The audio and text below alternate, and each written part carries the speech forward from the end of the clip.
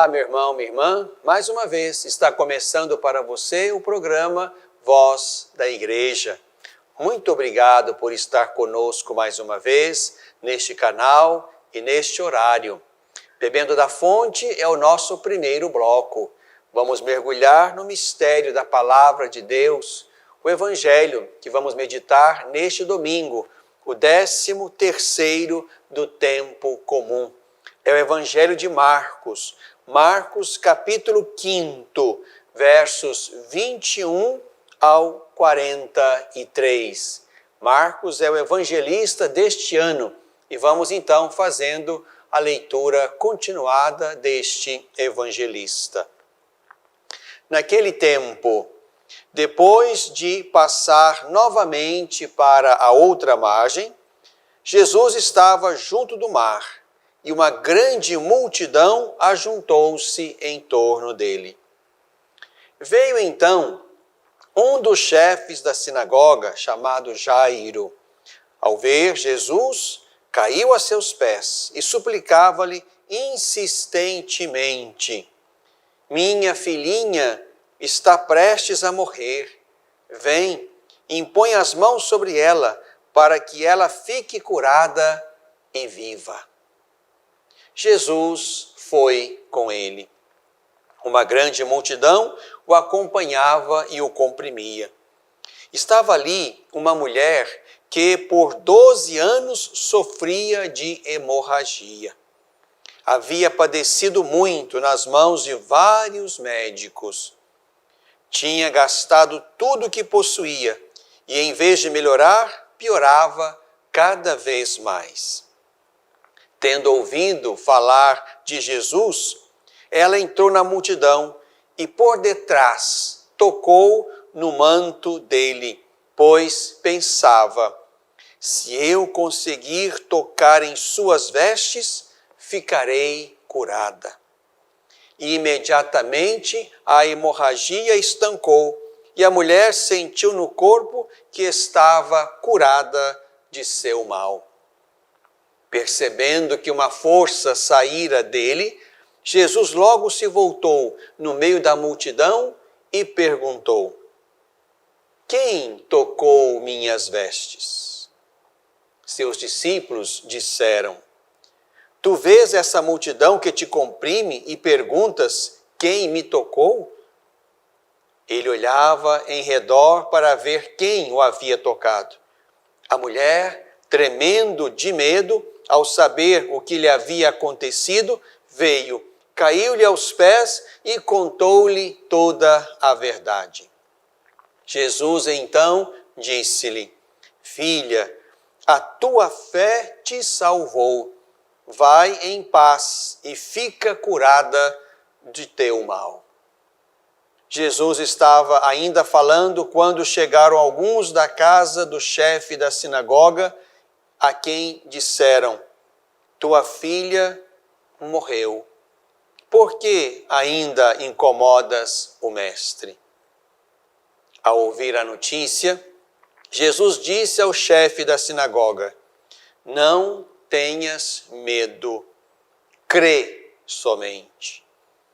Ele não deixou que ninguém o acompanhasse, a não ser Pedro, Tiago e João, o irmão de Tiago. Quando chegaram à casa do chefe da sinagoga, Jesus viu a agitação, pois choravam e lamuriavam muito. Entrando na casa, Jesus perguntou: por que essa agitação? Por que chorais? A menina não morreu, ela dorme. E zombavam dele. Então afastou a multidão e levou consigo o pai e a mãe da menina e os que estavam com ele. Entrou no lugar onde estava a menina. Segurou a mão da menina e disse-lhe: Talitá cum, que quer dizer: menina, eu te digo, levanta-te. Imediatamente a menina se levantou e começou a andar, pois já tinha 12 anos. E logo ficaram fora de si, de tão assombrados. Jesus, porém, recomendou-lhes com insistência que ninguém soubesse do fato e mandou que dessem de comer à menina. Meu irmão, minha irmã, estamos aqui então neste trecho bonito do capítulo 5 de São Marcos. Estamos aqui na seção dos milagres de Jesus, a coleção de milagres aqui nesta altura do Evangelho de Marcos. Jesus, lá no final do capítulo 4, acalma a tempestade, depois expulsa o demônio daquele que ali habitava os cemitérios em Gerasa e depois então Jesus se ocupa do pedido daquele chefe da sinagoga, Jairo. E, diz o texto, Jesus foi com ele. E indo com ele, Jesus então tocado na sua veste por alguém cheio de fé, que levava a sua história de enfermidade, de dor, de investimentos, de médicos procurados e que não resolveram o problema daquela mulher, e ela então vai até Jesus sem querer chamar atenção para tocar nele e receber a cura de que ela precisava. Aqui então, irmãos e irmãs, nos colocamos diante de um Jesus que tem poder sobre as forças destruidoras da natureza.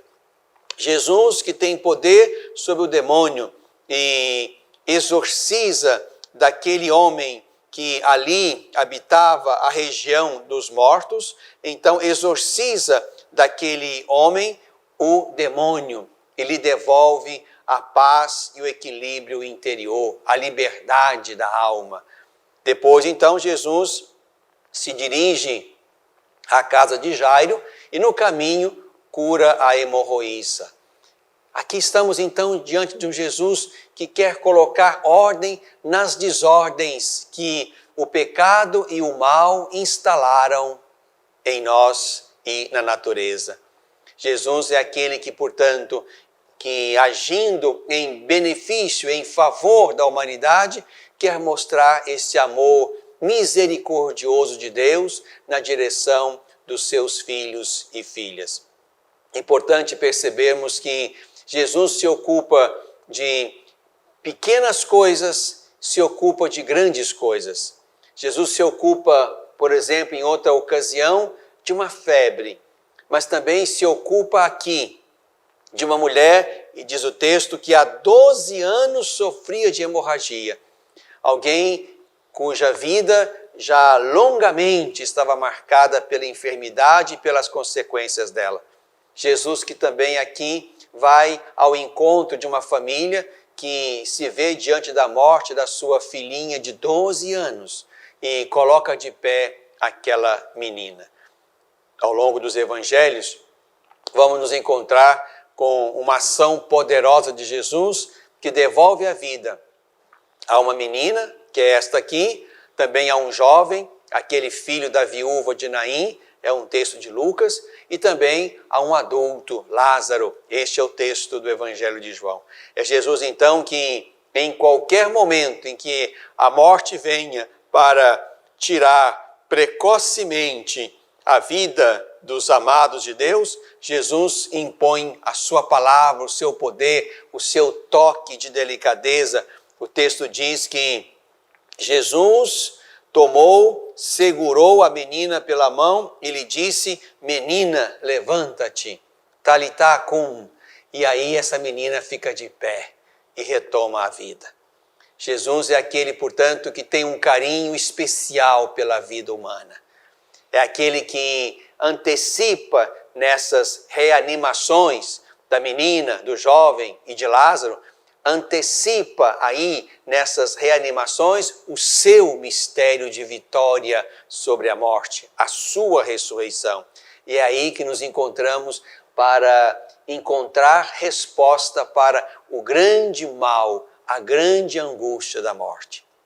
E aqui temos também neste relato longo de Marcos uma bonita experiência de fé, tanto diante da morte da filha, quanto diante daquela mulher que se vê curada, o que Jesus pede a Jairo e pede àquela mulher é exatamente isto, que eles tenham fé, que eles tenham fé.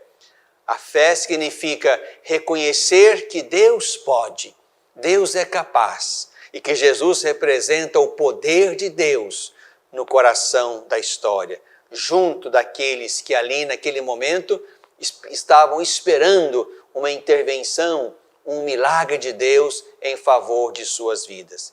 É porque creram que Jesus poderia fazer, que aquela mulher que lhe toca nas vestes sem que ele perceba, experimenta a sua cura. Que aquele homem, Jairo, que recebe a triste notícia da morte da sua filha, pode então recebê-la de volta e dar-lhe de comer. É importante que nós não percamos de vista esse poder maravilhoso da fé. A fé nos faz olhar para além das nossas impossibilidades, para além dos nossos investimentos, para além da nossa capacidade de tentar resolver. A fé nos põe carinhosamente nas mãos de Deus, esperando que Ele venha em nosso socorro e faça por nós o que nós não podemos, o que os outros não podem, o que o mundo não pode, mas que só Ele, na sua bondade, na sua misericórdia, pode fazer por nós. Vai, a tua fé te curou. Esta é a palavra que Jesus diz àquela mulher, é esta também a palavra que nos serve ao longo do caminho. Vamos com fé. A nossa fé é um precioso remédio no meio de um mundo adoecido e marcado pela morte. Bebemos da fonte.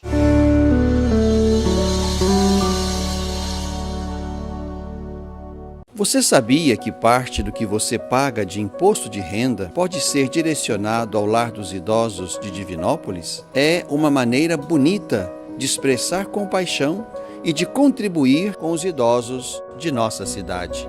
Pergunte ao seu contador ou ligue hoje mesmo para o lar e se informe. É fácil e você destina parte de seu imposto para quem precisa. Lar dos Idosos de Divinópolis. Cuidado e amor na hora certa.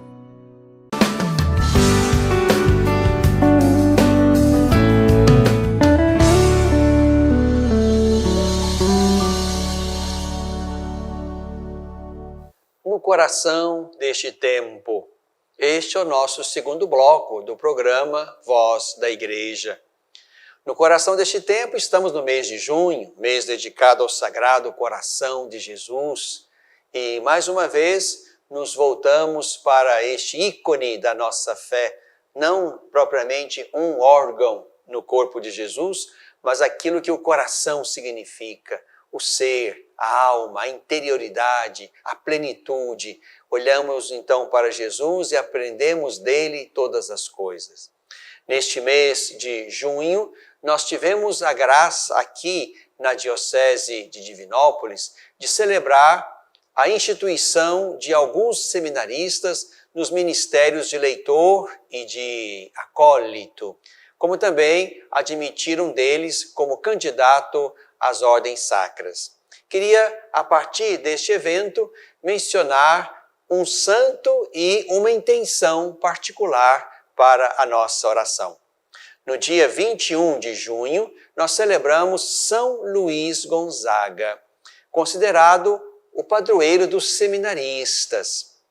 Um jovem de família nobre e rica, lá no século XVI, no final do século XVI, que deixa a sua vida tranquila e organizada para dedicar-se a Deus. Escolheu o caminho do sacerdócio, entrou para o seminário, esteve aos cuidados de dois grandes santos, São Carlos Borromeu e São Roberto Bellarmino.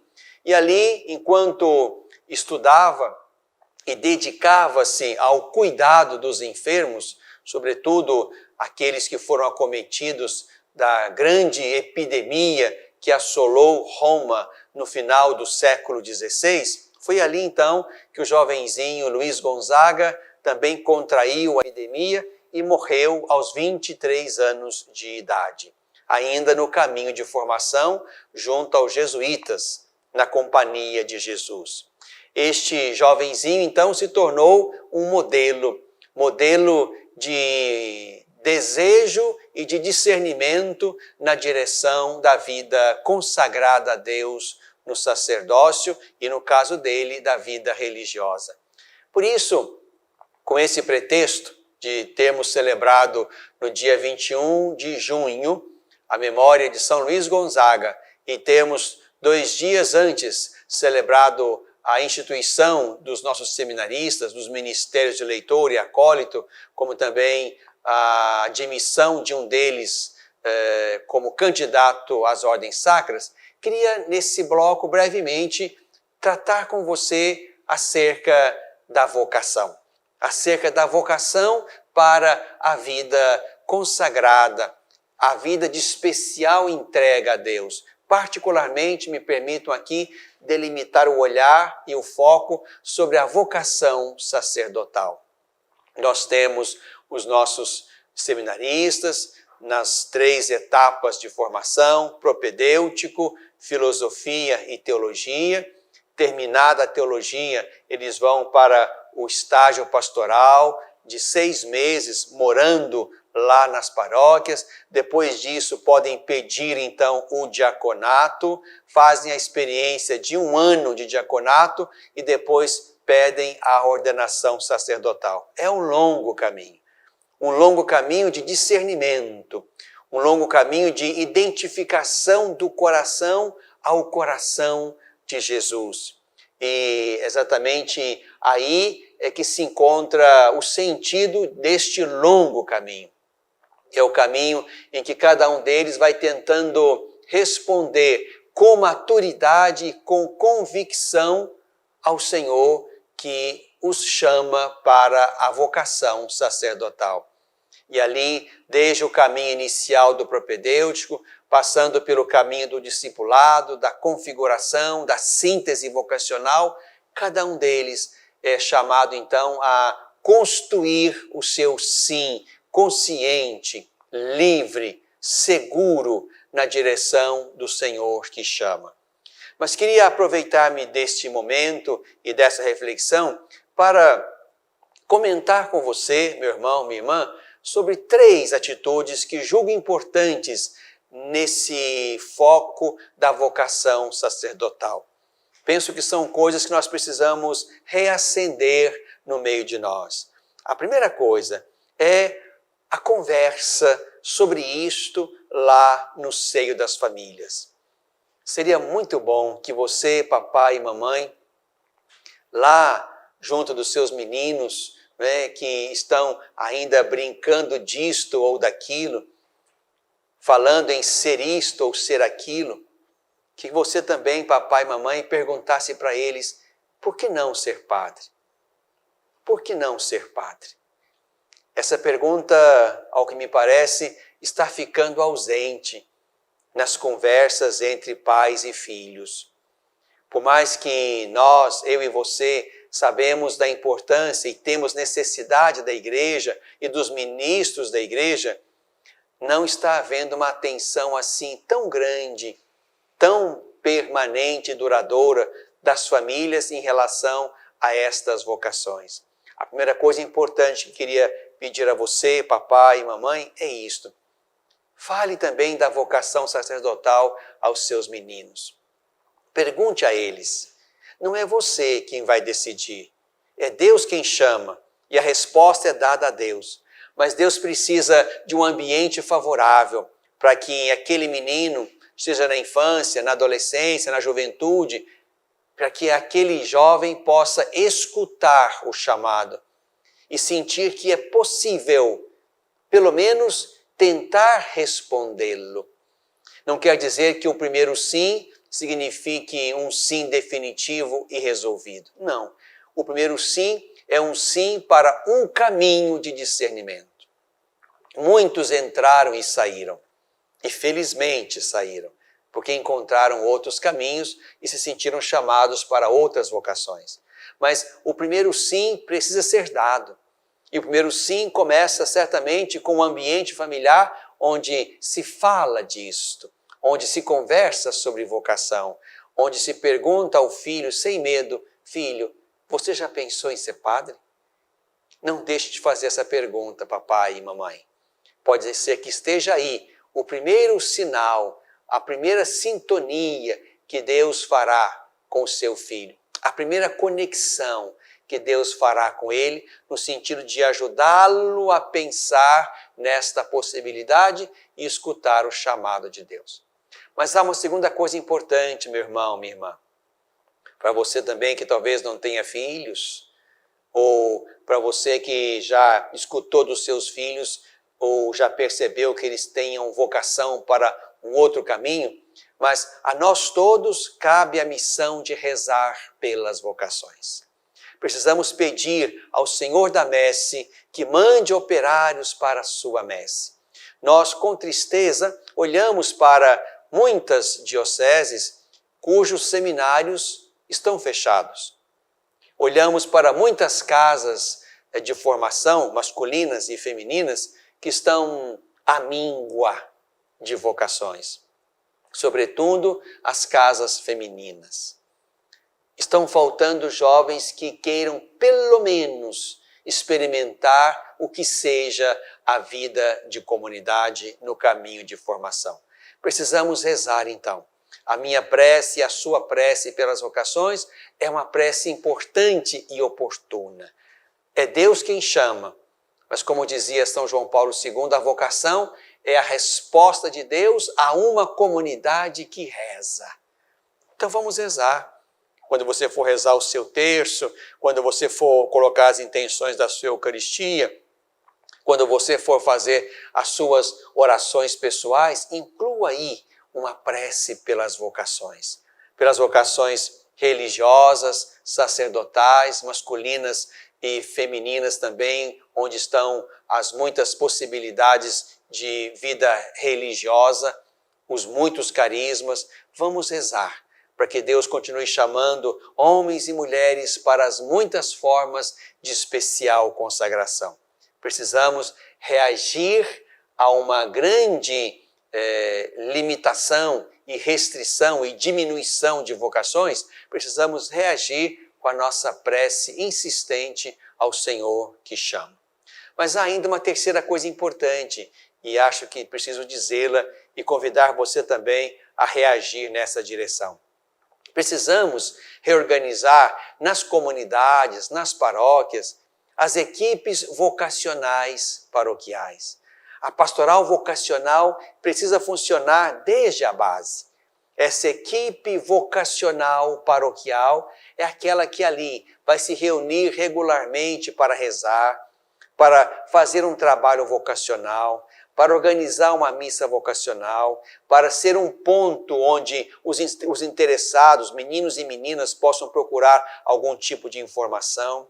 A equipe vocacional paroquial é um lugar, é um organismo importante onde se reza pelas vocações, onde se oferece formação vocacional inicial, onde se pode encontrar um ponto de apoio e de informação acerca das primeiras perguntas sobre as vocações especiais.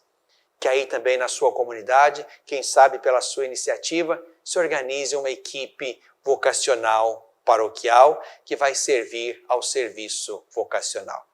Perguntar em casa aos seus meninos e também às meninas, por que não, se não há um desejo ali de consagração especial a Deus. Depois, rezar sempre nessa intenção e organizar as equipes vocacionais paroquiais. Para mim, são caminhos e atitudes importantes que ajudarão a nossa igreja e o nosso tempo presente e futuro a poder viver a alegria de muitas e boas vocações para a missão de, na igreja e no mundo, darmos um testemunho especial do Senhor Jesus no coração deste tempo.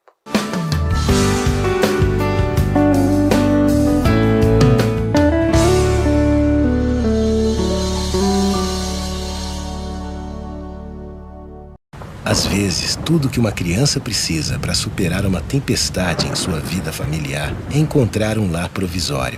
Uma família que a acolha por um tempo, enquanto sua própria família se reestrutura para recebê-la de novo. Essa é a proposta do Serviço Família Acolhedora: transformar as dificuldades de hoje em possibilidades de futuro. Serviço Família Acolhedora. A tempestade passa, a vida continua. Participe e faça a diferença.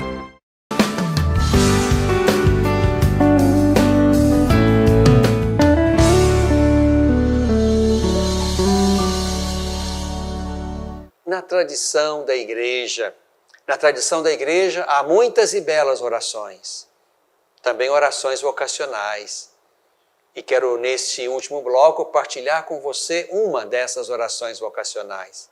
Aquela que rezamos lá em 1983, por ocasião do primeiro ano vocacional aqui no Brasil. 25 anos depois, 2008, celebramos o segundo ano vocacional. E agora, em 2023, celebraremos o terceiro ano vocacional no Brasil, nos convidando então a falar de vocação, a rezar pelas vocações e a organizar o trabalho vocacional. Então quero convidar você, meu irmão, minha irmã, para que nós de fato, nesse programa e todos os dias, nos ocupemos de uma pequena prece pedindo a Deus pelas vocações sacerdotais, religiosas, missionárias, leigas, a fim de que não falte na igreja homens e mulheres de especial consagração ou de consagração batismal vivida com fecundidade no dia a dia da vida familiar, da vida profissional, da vida na igreja, de modo que essas vocações sejam resposta de Deus a uma comunidade que reza e pede por essas vocações de que nós precisamos todos os dias do nosso caminho na história e no mundo. Então você pode rezar comigo agora esta oração vocacional, colocando-nos diante da imagem do Sagrado Coração de Jesus, em cujo mês estamos, já encerrando esse mês dedicado ao Coração de Jesus, para pedir a Ele, então, que nos dê santas e muitas vocações para os diversos serviços na igreja e no mundo.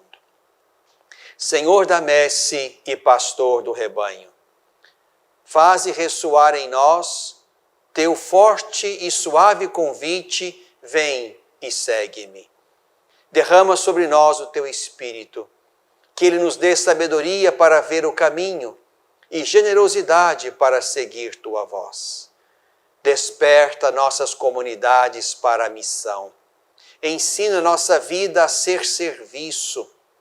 Fortalece os que querem dedicar-se ao reino, na vida consagrada e religiosa. Sustenta a fidelidade de nossos bispos, padres, diáconos e ministros. Dá perseverança a nossos seminaristas. Desperta o coração de nossos jovens para o ministério pastoral em tua igreja. Senhor, chama-nos para o serviço do teu povo. Maria, Mãe da Igreja, modelo dos servidores do Evangelho, ajuda-nos a responder sim. Amém. Na tradição da Igreja.